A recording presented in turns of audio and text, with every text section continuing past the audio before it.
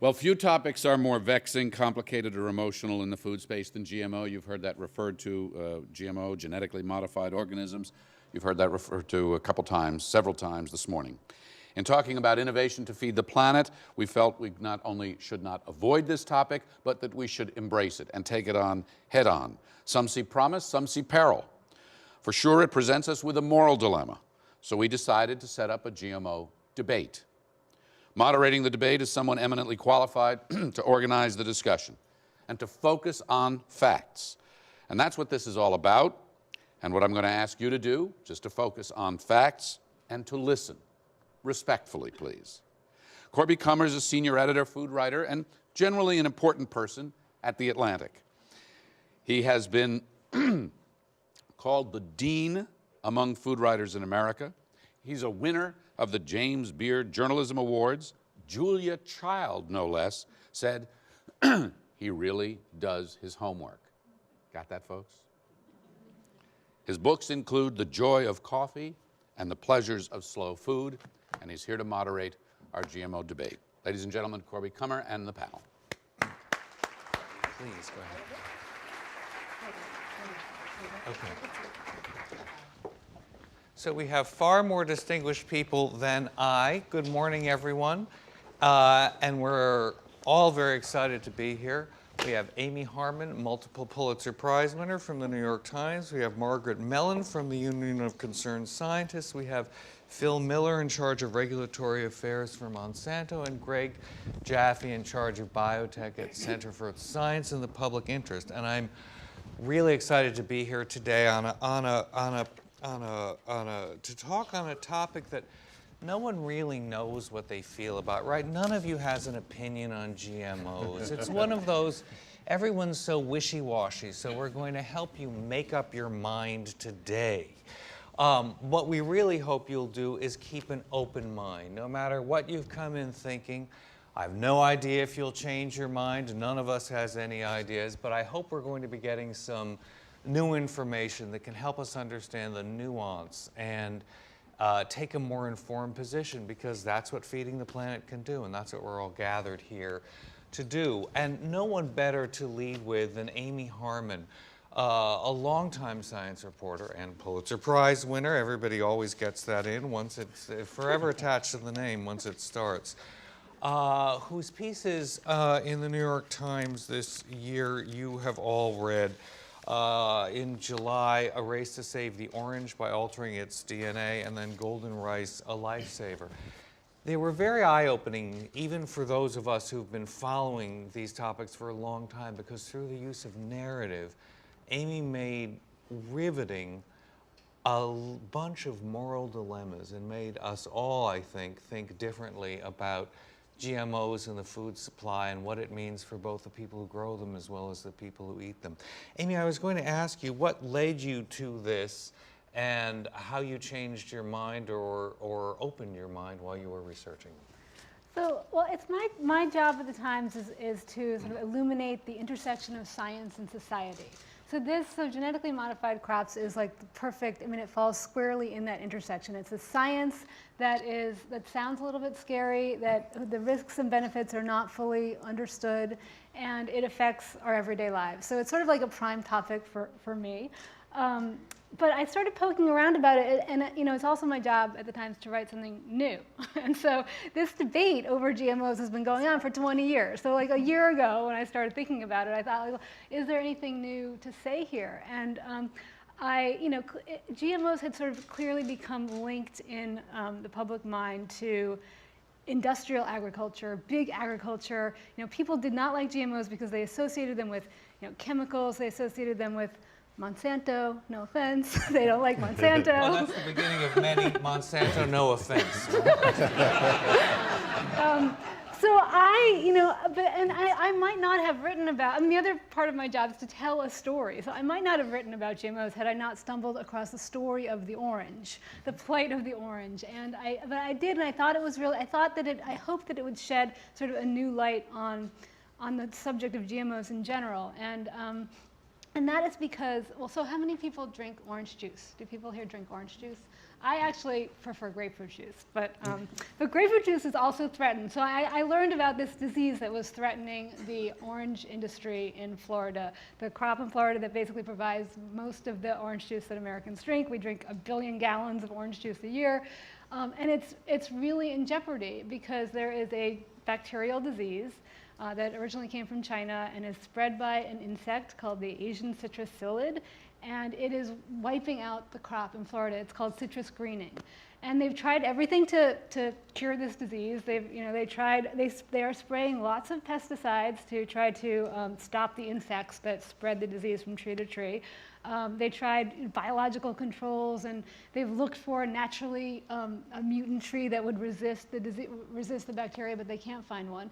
And so they have turned to trying to find a genetically modified solution. So the orange itself does not have the ability to fend off this disease, but some organism that exists might. And if they took a gene, the leading one is a spinach gene, that is able to fight off this bacteria and put it in the orange and grew an orange tree, it might be resistant to the disease. Let's just stop and say, spinach, it's green. It's not a fruit, it's a vegetable, and they experimented with fish. So we're already getting into the territory that people start worrying about in transgenic mutation. Yeah, so right. So there's this element. So in addition to like a dislike of big agriculture and big companies, there is this sense of like, oh, that's like just kind of, it's like the ick factor. But I asked these people, it's an orange grower who's spearheading this particular effort. There are other efforts to do this. And I followed them around for a while and talked to their scientists and tried to understand what they were doing. And I really just tried to sort of lay out that case because to me it seemed like a different kind of GMO. Like not all GMOs are created equal. And when we think about GMOs, we think about chemicals, or we think about big, but it's just a technology. It's not a food system. And I felt like each crop should be weighed on its own merits. And so. And we think about fish in our flavor saver tomatoes, or Yes, or things like that. That is what comes to mind. So that's. Right. Why this narrative People would change? ask them, will my orange juice be green? And the scientists would have to explain, no. It's the gene that gets put into, it's the function of the gene that matters. It is not, one gene does not carry with it the identity of an entire species. Will my orange juice taste like spinach? No, it won't. So that was the first story, and that was published in July, and it got a lot of reaction, and some of it was good. But before the reaction, some of the issues that came up in the story were the very economic survival of not only the farmer, who's a very large-scale farmer, you mentioned but also a whole state's industry. Right. There are 70,000 jobs that are related to the orange growing in Florida. Again, we drink 1 billion gallons of it a year, so if we didn't have something to protect Florida's trees, we would probably be importing them, although this is a disease that's affecting orange trees around the world, so eventually that might not even be an option. I think it's, so it's a question of sort of costs and benefits.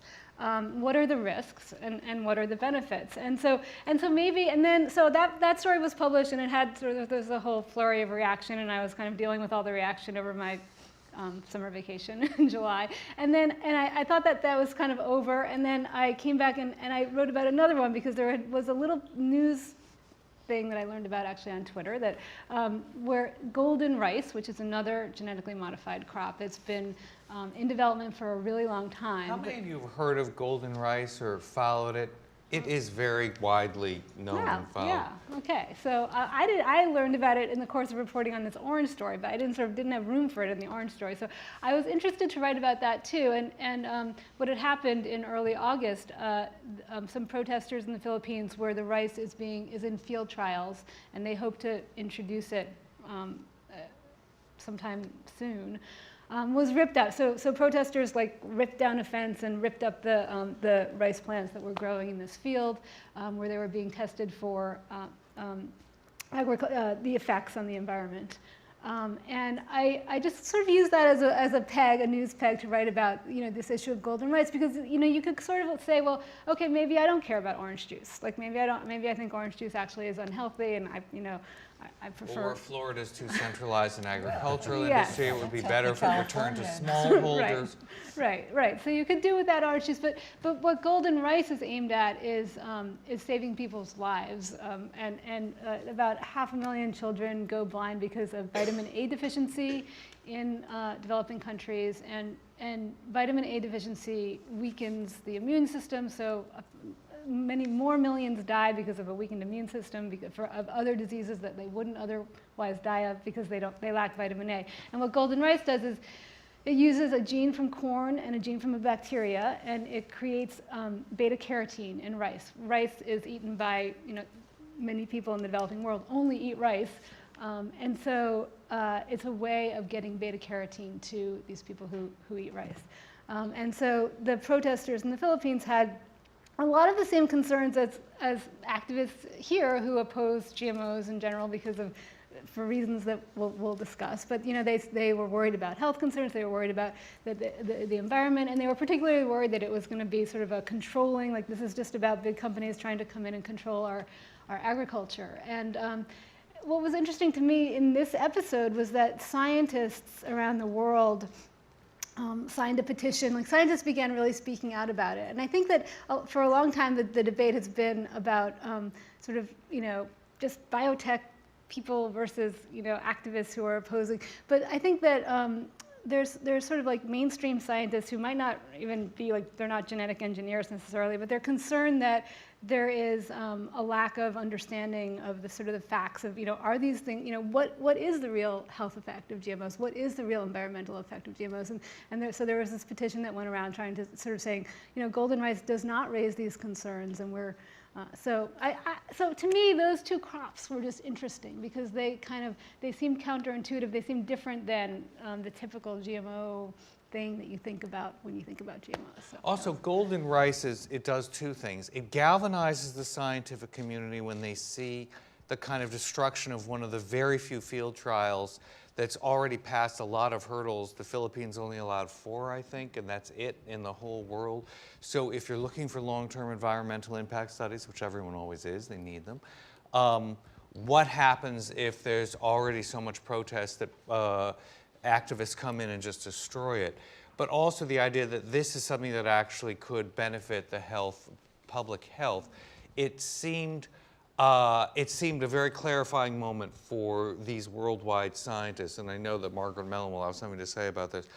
But also at the same time, it's called by, I hope you're all familiar with Vandana Shiva in India, a firebrand activist, who will call golden rice the Trojan horse, saying that this is the good-seeming thing, and in it comes out a whole raft, an army of evil that comes in the guise of this helping to feed the planet forward. So golden rice, which is the longest experimented improved food, genetically modified food, just to improve health of everything, and it's already so slow and so long.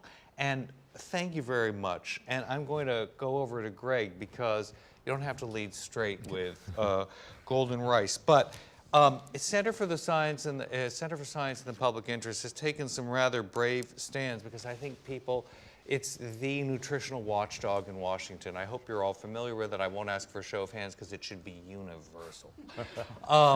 You should all be on CSPI site all the time. But they've taken a very moderate, I would say, checks and balances, good and bad stance about GMOs that has upset people on both sides because there's no one down the line way of characterizing it. But could you start with some of and they have, what is this called? Straight Talk about?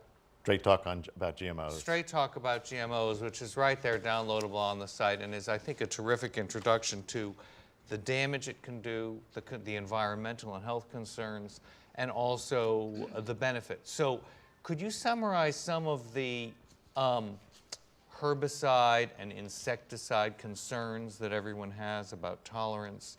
Because you bring out the good and bad in a way most people aren't able to summarize as you can. Well, thank you, Corby. And I think I will pick up on something that Amy said, where she said not all GE is created equal. And I think that's the way we look at it at CSPI. We look at it case by case. And if there's one message I always tell to students and others, it's always challenge people about the facts and really look at this case by case. It's not a monolithic technology. It's a technology that is applied in specific instances. And when you do, you can have benefits, you can have risks, you can have a whole host of things. And so I think the debate all the time is always characterized as proponents or opponents in some ways exaggerating all of these things. And I think you need to search down below that. And that's what we've tried to do at CSPI. And so we have looked at the current crops in the US and said that those crops are safe, food made from those crops are safe to eat. I think there are a lot of other groups that have said that. Maybe we've said it louder than others, but that was a fact-based look at things. That doesn't predict what will happen in the future. You still have to look at each one of these on a case-by-case basis as they come forward. And similarly, we've looked, as Corby said, on some of the environmental impacts of these crops, and there have been some, and we've been fairly vocal lately about the fact that, while it may be safe to grow herbicide-tolerant soybeans and herbicide-tolerant corn, you have to do it in a judicious fashion. You have to use it in a way that's integrated with a lot of the other farming techniques that farmers have had for a long time to sort of reduce the likelihood of pests getting resistant. And can we just have a big picture reminder that between 80 and 90% of all corn and soy grown commercially in this country is genetically modified? Right, and not only is it genetically modified, but a lot of it's genetically modified to be tolerant to the same herbicide, glyphosate. And so, no surprise that we have now, 22 states with some 15 different weed species that are now farmers are challenged with, because using glyphosate with glyphosate-tolerant crops was easy to use, and a lot of farmers adopted it, and they made a lot of money off of it, but it may be short-sightedly, they've now led to a lot of resistant weeds, and that's forcing farmers to now go back to old tools in the toolbox. We supported the use of glyphosate, and we still do, because it's a relatively benign herbicide. That I'd forgotten, that it was more benign. That was part of the initial propaganda, the reports about the possible advantages of Roundup Ready, that it already was much less environmentally destructive. And so rolling that back because of tolerance means going to more destructive herbicides. Right, so you have, I think that properly so, some of the biotech crops have been touted to reduce insecticide use or to lead to using more benign herbicides, but that only works if you use them in a judicious fashion, not in a misuse kind of fashion. And that's not to say that all farmers are misusing them out there, but unfortunately there has been some misuse of them, and that's led to the fact that now, if you ask Midwest corn farmers, they're now spraying insecticides, even though they're also using BT, because they want to have an insurance that the corn rootworm doesn't cause that problem. Or farmers are forced on the Eastern Shore. When I went to visit some farmers a few weeks ago, they said that they're now forced in their herbicide-tolerant crops to also pass on their field with another herbicide afterwards to get the weeds that are out there. So these are environmental impacts now. They're not different. We've seen farming has always, over time, had resistant weeds develop and resistant pests develop. And while you're there, you were so good on defining superweed. We all have heard the term superweed, especially in the context of Roundup Ready. But what you're talking about are just resistant weeds, and you have a different definition of superweed. Right. I've been following the debate for a while, and I may not have it right, but my understanding of a superweed was something where the gene that was introduced into the crop under the genetic engineering then passes to either a wild relative or of that, and that becomes a super crop because that now has the gene, so it can't be. It would be resistant to the herbicide that was sprayed on that. What we're seeing here is just normal biology happening. So the weeds that are developing in the field aren't in any way species that are related to corn or related to soybean. It's not the gene is jumping into those species. It's just a natural biological process that, the mutations are occurring naturally, or that one of those 1,000 weeds in that field is resistant to glyphosate, and that ends up becoming a competitive advantage, going back to Darwin. As opposed to a frankenweed. That's right. Which is what they could be called. And insecticides. Could you tell us something about BT corn and insecticides? So again, you have to look at it case by case. Different BT corn products some have reduced insecticide use, some haven't reduced insecticide use as much as others. If you had BT cotton, you see a real large insecticide reduction. You see some insecticide reduction for Bt corn, depending on whether it's rootworm or corn borer, depending on which pest you're going after. But again, you're also beginning to see in the Midwest some resistant corn rootworms to one in particular, one of the Bt molecules, and again, we won't name companies or anything, in part because of the biology around that. The Bt toxin that was introduced into the plant was not a high dose one, and so the scientists had warned us that we might get resistance to it, and we needed to be extra careful about it. And again, corn prices went through the roof in the Midwest, and farmers grew corn on corn on corn on corn 4 or 5 years in the same field. And any entomologist would tell you, independent of whether it was genetically engineered or not, that if you keep growing corn and using the same insecticides in that field, whether it's a genetically engineered pesticide or otherwise, you're going to put pressure for resistant pests to develop. And so you see it. Monocropping and huge, large-scale industrial farming are two of the main themes that go through any discussion of this. We're talking about specifics to do with it, but the practice of monocropping, just one crop, as opposed to the traditional rotations and diversity of many crops grown on a plot of land, that has to do with a lot of the problems we see as well. Right, so you have this really, I think, unique tool that is applicable in certain situations and may help farmers with some of the constraints they have, but you have to integrate it within all the other knowledge that we've had in farming. And unfortunately, in some cases, people have forgotten some of that other knowledge. And so if you integrate it in with that, I think it can be very productive and can solve some farmer constraints. You had an interesting point about, for example, when I brought up, what's the point of even defending Bt corn? Because everything is going to develop resistance. So you're going to have to use more insecticide eventually anyway. So isn't it always a case of developing tolerance and then what comes later is worse? And you refuted that. Well, I mean, I think the idea is we want to use all of these tools judiciously and use them when they're needed and use them in a limited fashion, in a judicious fashion, so that you can preserve them for future generations of farmers. And so I think it's not a one or the other. I think, unfortunately, a lot of the agriculture that we've had in the industrial agricultural complex in the U.S. has been sort of a use and abuse and then move on to the next technology situation. And there's always been a next technology down the road. I think if you ask scientists and companies, they don't have a lot of new insecticides down the road.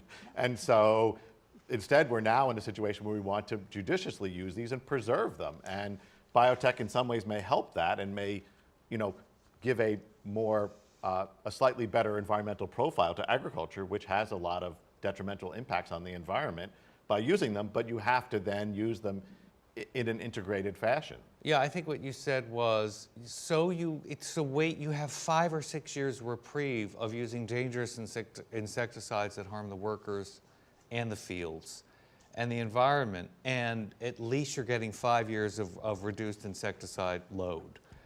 It's better to have that, but it would be better to have 10 or 20 or 25 yeah, years. right, for Right. eternity. I mean, there are systems out there available to us that would make it possible not to use either the Bt crops, which have the pesticide built into them, or pesticides that are exogenously applied.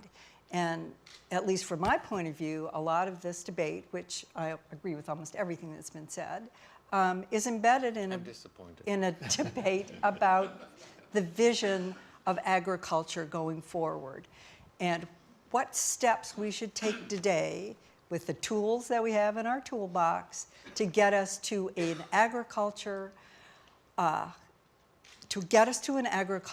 is not dependent on pesticides, on too much nitrogen that takes care of the soil. Now, we're obviously, in my view, not going in the right direction right now, but that is really one of the important things is to make sure that we compare not biotech to, say, a Bt crop to an exogenous application of a pesticide, but to a system where you wouldn't need to use either.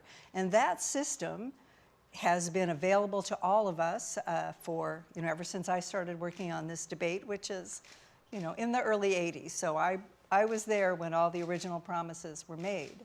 But the key to that is to is to use the principles of agroecology, which are to rotate the crops, use adequate and well thought out tillage, use cover crops. Now, we're not doing any of those things at any level in this country, nor are we working very hard to project that kind of a vision to other parts of the world. And that, to me, is the big problem with biotech.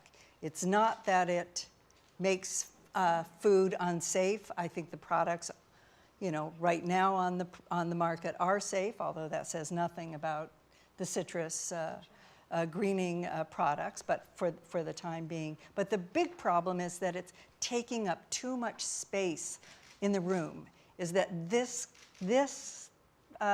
panel is talking about biotechnology, which actually is taking us in the wrong direction toward more pesticides, reinforcing industrial agriculture, and not leaving any space to talk about these robust, exciting, viable technologies that are out there that are just being neglected. So I admit, this is like when the cello solo comes in and you feel this warm familiarity. And this is the argument that I love to hear. I just feel it's like the music coming in. However, since we're in Washington and we're trying to be quite realistic and practical throughout this panel, what are government policies that can encourage this and change the framework? Well, let's start with not giving people huge subsidies to grow corn, corn, corn. Let's try to think about redesigning our agricultural policy. And there isn't a person in this room who couldn't do kind of a better job than the gerrymandered, thing we have right now, but that really focused on where you want to go and how you get there. If you want to go to a country where farmers can realistically rotate their crops, you need to think about how to deploy subsidies to make it possible for folks to do that. And maybe you don't give them a subsidy to grow corn 5 years in a row. You only give it to them one every 3. But there are lots of ways of doing it. The problem isn't the mechanics, it's the vision. It's that we're still too willing to accept what we've got is the best we can do. But do you see, can I just ask, do you see that as a biotechnology issue? Because corn subsidies existed before GM corn. I'm not sure that, I'm with you on corn subsidies, but I'm just curious whether it's for our GMO panel, whether it's a GMO issue or an industrial agriculture issue. It's both, and it's both. We would have a problem with industrial ag without GMOs, but when you've got GMOs embedded into, and wrap their arms around the very heart of our industrial system, to think that you can talk about agriculture. Did you say tentacles? That's what you meant. Thank you. To think you can talk about one without the other. There's no way you can say, oh, well, we're just going to talk about biotech over there, and then we're going to take on all these other products over here. These are integrated into our system. The farmers, the idea that farmers, what choices, I think we need to think about what choices farmers have. I'm not sure that, that they can responsibly, that it's a matter of individual farmers responsibly using Roundup Ready soybeans. When they're out there, they're being sold to everybody, pushed by every major, all the companies, all the land grants. That's all the kind of advice that you get. All the subsidies encourage you to do it. To say to put the onus on individual farmers to be responsible in the use of the technology, I don't think is right. I think we need, we have policymakers who do set the stage for agriculture and have set the stage for the agriculture we have right now. I'd rather rearrange that stage than blame the farmers. Yes, I have to say it's the same thing with the consumer and food safety and meat. Well, if you'd only cook it till it was overdone, and if you'd only bleach your cutting boards, there'd be no problem. So it's up to the consumer, it's up to the farmer. So to feed the planet, and I definitely want to see smallholders and small-scale rotational farming. And let's not talking about feeding the everywhere. planet. Let's talking about helping the planet feed itself. Great. So we will feed the planet, we will feed people, and we will feed the earth. So we do have Phil Miller, who's been so patiently waiting to be attacked here while he's been attacked by proxy. So what are some of the ways that you see a huge commercial, industrial, powerful marketing giant as helping feed small, poor farmers in the developing world? Well, before I answer that, I'd like to state, you know, I'm happy to be here. I think We're all it's just happy you showed up. Sincerely, you know, I think we've got a challenge ahead of us that you've seen all morning long, and I think it's inspiring to see the students here committed to this discussion and actually willing to sign up to help.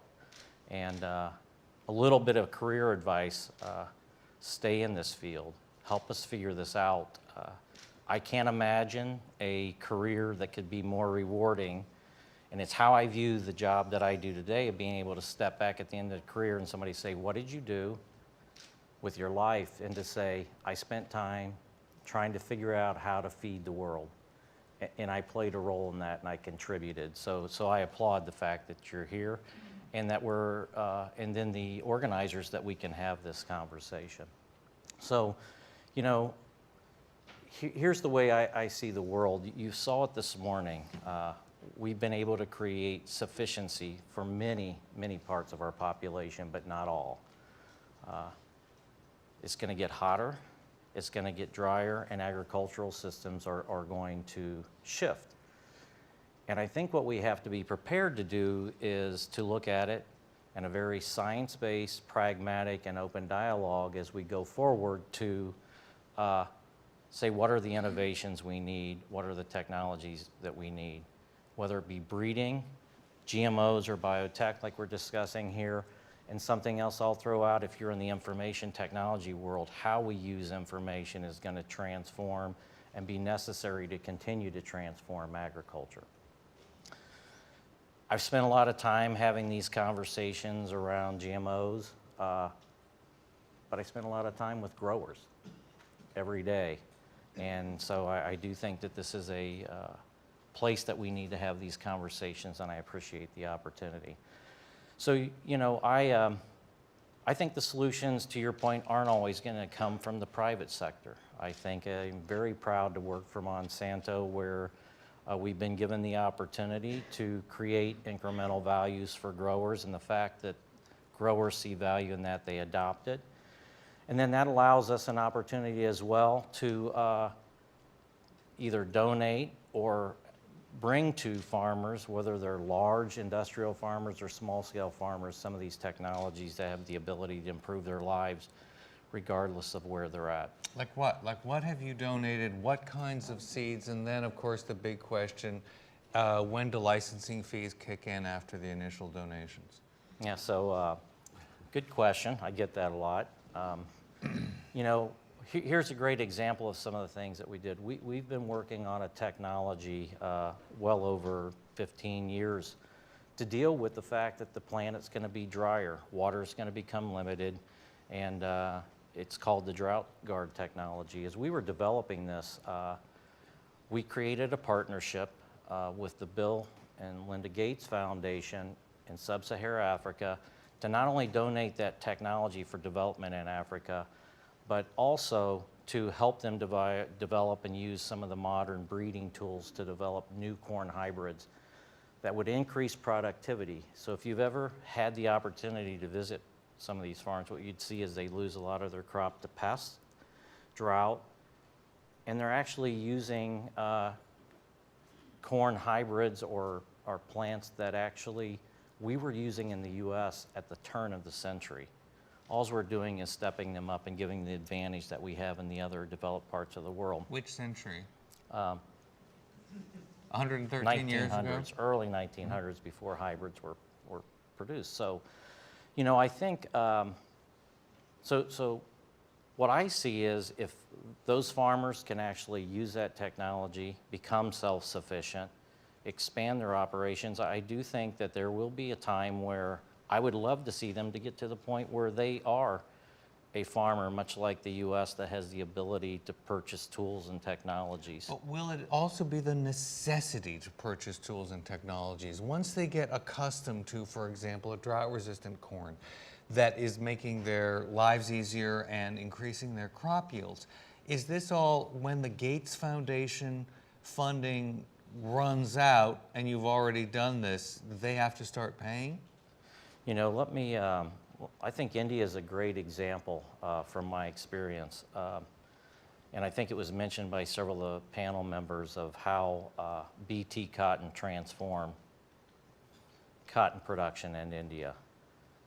Those farmers were living with low quality seeds. They sprayed pesticide numerous times, not often with the best protective equipment Often on themselves. And then with the adoption of BT technology, essentially what it did was gave them better insect protection that allowed the yield of cotton to go up. If you go in and you look into India and many of those communities, what's happening, and these are small shareholder farmers, what has happened has been, because their cotton crop became two things, more predictable and the yield was significantly increased, they not only had more end product to sell and distribute, the fact that they were able to do that allowed them to send their children to school and educate versus being on the farm, you know, managing, just trying to get that cotton crop Just to interrupt, go. because it happens this morning. Do you all go onto grist.org, which is one of the many websites, this is sustainability, and Nathaniel Johnson is their blogger, and he was juxtaposing the adoption of BT cotton in India with the rate of farmer suicides, because as you probably all know, farmer suicides are a terrible and tragic problem in India, and they have been for a long time.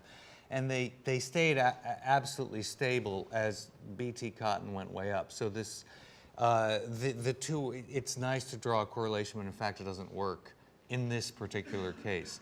Debt, for many reasons, including I think having to buy expensive seeds, is a terrible problem for India, but it wasn't this.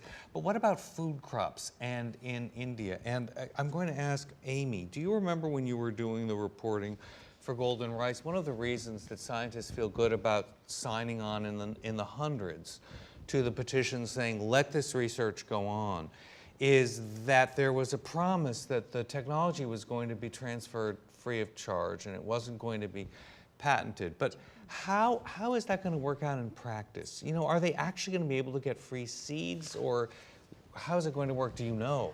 Basically, as I understand it, the system is, so to make this golden rice work, it was developed by a bunch of nonprofit organizations. The Rockefeller Foundation, now the Bill and Melinda Gates Foundation, is playing a role, and the umbrella organization is called IRRI, the International Rice Research Institute. They did get patents from Syngenta, which is a big biotechnology company, and they were donated for the use by small, poor farmers who I think that make under $10,000 a year. So the seeds would be developed by the government, essentially, that would distribute the seeds as governments do, and they would be no more than regular rice seeds. I don't think they're going to be free, but they'll be the same as regular rice seeds at the price. And Syngenta does retain the rights to the patent for to use this in case it's like maybe beta carotene turns out to be a cure for cancer, or an antioxidant, or so there might be some application that they would want to market in the developed world. So they retain the rights to the patent for that. But for small farmers, it's donated. And I guess there is always a question. Well, what if those small farmers suddenly, what if those poor farmers to whom they have a contract and it's clear that they get it for free?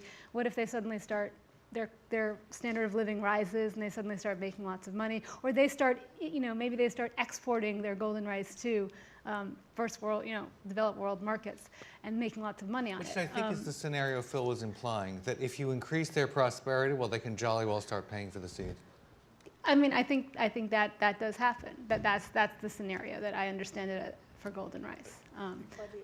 Keep in mind, Corby, in some of these countries, that is you can take sides about whether it's good or bad, but I went to Malawi, and in Malawi, there are a lot of corn farmers, and right, they use, a lot of them use open pollinated varieties, but there is a market, a private market for packs of 80 seeds. So where farmers here pick up 80,000 seeds in a huge bag, farmers there are willing to buy and purchase 80 seed Right. packets I of mean- hybrid seed, and that they get enough benefit from that to want to buy it because they get a better yield from it. And so my view of this is, we should not decide here in Washington what technologies or what things are going to help farmers there. What I like to do, and I work a lot in developing countries, is give them the information and give them a regulatory system. I'm a lawyer, give them, so they making their own decisions for themselves, what fits in their system It's one and of the what's main safe for points them. of this printout that you should really all look at. Straight talk about GMOs, or what's the title of it? About genetically engineered food. About genetically engineered food. It's tell everybody as much information as they can get and let countries make their own policies. Was I Which- interrupting you? No, well, no, I agree with that completely. It is not the role of people in Washington to tell people in the Philippines what to eat. But I do think it is, I would like to know how many people in this audience have heard of iron dense rice. That was developed in order to deal with iron deficiency, which is an equally big problem in the developing world. It was very successful. It went, they got it into the kind of rice varieties that people plant, which is And always. was it hybridized or GE/GMO? It was not GMO. It was conventionally bred. It addressed a similar problem. I could not get anybody in the press interested in it, my friends in the press. Time magazine put golden rice on the cover of Prematurely, Time as Amy pointed out. way prematurely, but it does shine a light on how you need to think about some of the promises that are being made. This is a lot not about the developing world and everything to do with the people in this audience. The more people think that it's important to use GE in the rest of the world, perhaps it will color their views as to whether we need to have it here and we should be comfortable to have it here. So, and it has from day one been that, I think that's what Vandana Shiva is trying to say. It's a poster child for that. I mean, I'm certainly not opposed to it, but I am mightily upset that many other terrific projects that will have similar large-scale health effects, health benefits, are not getting, any attention at all. And I think that's another big part of this debate, is that we are, again, focusing way too much on the golden rice, which may or may not work. I mean, you have to be relatively healthy for it to work. But not looking at the alternatives, all the other things that you could make it possible for people to have, just don't get any attention. Can I add, I do think something that you're hearing here is I think there is great agreement that we've got to look at all innovations and encourage those innovations to solve the challenges we're having. I would say I don't believe one size fits all, and I don't think I do believe every solution is going to be needed, and I think we ought to be broad-minded about how we do that.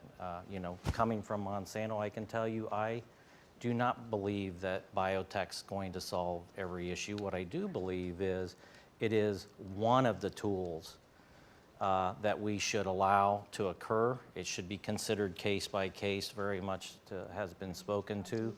And I do think we have a global system set up that allows us to do that case by case assessment before it's released to the public. So, I think an important part of this debate is we need to encourage innovation, and we need to have policies that allow those innovations to safely get to growers around the world. Which is something Greg thinks our regulatory framework, which we didn't even have a chance to address, and here we are in Washington. It's very complicated. Some people defend it. Some people, I think rightly, think it has huge holes and needs to be coordinated. But what we've come up with the idea, consider many alternatives. Don't just focus on food safety and environmental safety across the board. It's case by case. Everything may be safe so far and it might not be tomorrow. So everything has to be evaluated on a case by case basis. There's no one right answer or right opinion or right farming system, but there is a right way to consider them, and it's in a very large context trying to think of all the alternatives. And I say that we all adopt Margaret's advice and go looking for stories we haven't discovered yet, we haven't heard yet, that can help others and help feed the planet and bring us forward. Thank you all for coming, and thank you, Frank, for having us.